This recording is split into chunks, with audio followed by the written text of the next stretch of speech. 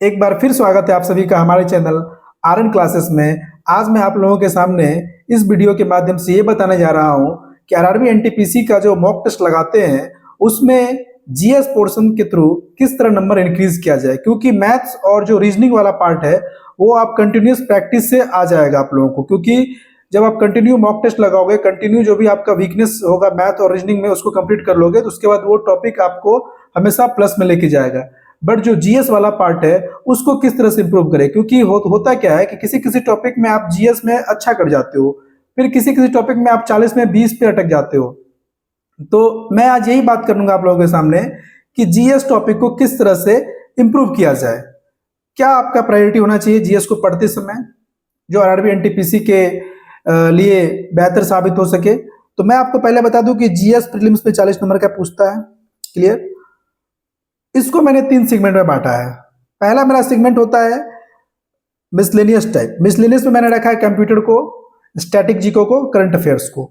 दूसरा आपका जो 4 टॉपिक है मेन हिस्ट्री, ज्योग्राफी, पॉलिटिक्स और पॉलिटी और इकोनॉमिक्स, और तीसरा साइंस। इन 3 पार्टों में जो सबसे अधिक फोकस देने वाला पार्ट है, अगर आप चाहते हैं कि आपका एमसीक्यू में नंबर इंप्रूव हो, एग्जाम ओरिएंटेड चीज पढ़ें, तो सबसे पहले आप जो मैं आपको बता रहा हूं वो पार्ट नंबर जो फर्स्ट है जिसमें मैंने रखा है कंप्यूटर को, स्टैटिक जीके को और करंट अफेयर्स को। इन तीनों को रेगुलर बेसिस पे कंप्लीट कर लीजिए। स्टैटिक जीके, कंप्यूटर अवेयरनेस और करंट अफेयर्स, इन तीनों से आपको एग्जाम में डायरेक्ट 15 से 16 क्वेश्चन मिल जाएगा। मिनिमम मैं बात कर रहा हूं, 15 से 16 क्वेश्चन आ जाएगा। इस टॉपिक को आप अच्छे से क्लियर कर लीजिए। कहाँ से क्लियर कीजिए? तो करंट अफेयर्स के लिए मैंने आपको बता दिया, या तो फिर किसी अच्छे यूट्यूब चैनल को फॉलो कीजिए, या कोई जो एक मंथली मैगजीन आता है उसको फॉलो कीजिए। स्टैटिक जी के लिए आप ल्यूसेंट के माध्यम से जा सकते हैं, या आपके पास कोई अगर बुक है प्रीवियस ईयर बेस्ट है उसको आप क्लियर कर लो स्टैटिक के लिए।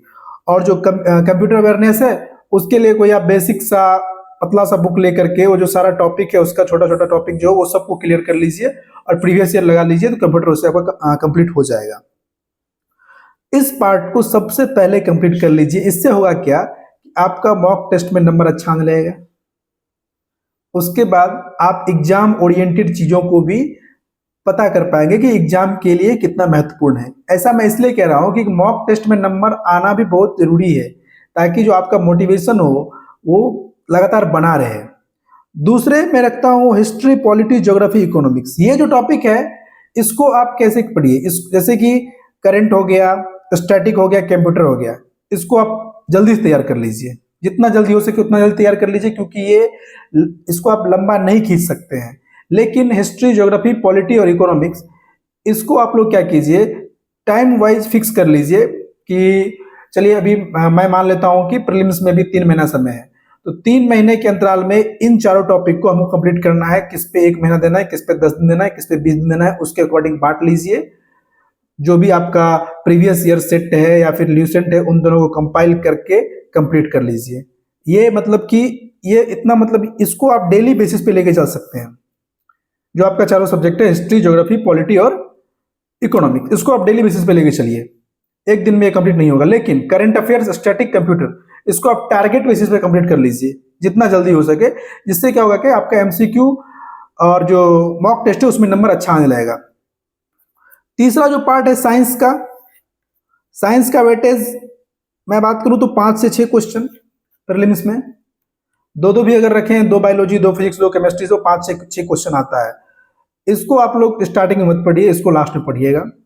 जब आपका ये मेन टॉपिक कंप्लीट हो जाए, स्टैटिक वाला, कंप्यूटर वाला, करंट वाला और ये चारों जो आपका मेन सब्जेक्ट है, उसके बाद आप साइंस को पढ़िएगा। साइंस में पहले हाथ मत लगाइए। अगर कोई भी स्टूडेंट आरआरबी एनटीपीसी की तैयारी कर रहे हैं तो वो साइंस में पहले हाथ ना लगाए, क्योंकि साइंस का वेटेज बहुत ही कम रहता है और बहुत ईजी क्वेश्चन पूछता है साइंस से।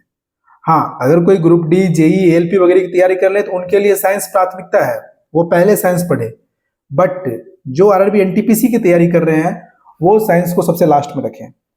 तो आप ध्यान रखिएगा, अगर आप with in 1 month computer, static और करंट तैयार कर लेते हैं, आपका हर मॉक टेस्ट में आपको अच्छा मार्क्स आएगा। हर मॉक टेस्ट में जो भी आप मॉक टेस्ट लगाओगे या जो भी आप प्रीवियस ईयर लगाओगे, प्रीवियस ईयर में हालांकि करंट तो बनेगा नहीं, क्योंकि उसमें करंट उस टाइम का पूछता है, लेकिन अभी जो आप मॉक टेस्ट लगाओगे इसमें आपका अच्छा मार्क्स आएगा, क्योंकि आप एक ऐसे कैंडिडेट हो जिन्होंने कहीं न कहीं एक बार सिलेबस पढ़ ही लिया होगा, तो हिस्ट्री, ज्योग्राफी, पॉलिटी और इकोनॉमिक्स से कुछ ना कुछ क्वेश्चन आपको बनेंगे। तो ओवरऑल आप देखोगे आपका मॉक टेस्ट में नंबर इंक्रीज होगा। तो ये था आपका प्रायोरिटी वाइज पढ़ने का तरीका। ये मैं भी इसी को फॉलो करता हूँ और मैं भी सजेशन देता हूँ कि जो टॉपिक मोस्ट ओरिएंटेड है उसको पहले पढ़ लीजिए। अगर मैं सब टॉपिक की बात करूँ, टॉपिक के अंदर क्या क्या टॉपिक पढ़ना है, उसके लिए मैं अलग से वीडियो बनाऊंगा। इस करंट में क्या पढ़ना है, करंट में स्पोर्ट में क्या पढ़ना है, वो बात की बात है। ये पहले मैंने आपको प्रायोरिटी वाइज बता दी। दूसरी बात, जो मैथ वाला पार्ट है, ओरिजिनिंग वाला पार्ट है, इसको डेली बेसिस पे आप 100 क्वेश्चन 50 क्वेश्चन करके लगाते रहिए, कंटिन्यू लगाते रहिए। इससे बेनिफिट ये हो जाएगा कि आपका मॉक टेस्ट में नंबर इंक्रीज होगा और एग्जाम के समय आप पे बर्डन भी नहीं होगा, क्योंकि मेरा कुछ टॉपिक छूट गया, कुछ टॉपिक रह गया। इससे होगा क्या कि अगर आप कंटिन्यू मॉक टेस्ट लगाते रहोगे ना, तो आपका जो वीक पोर्शन है, वीक पार्ट है, वो आपको पता चल जाएगा।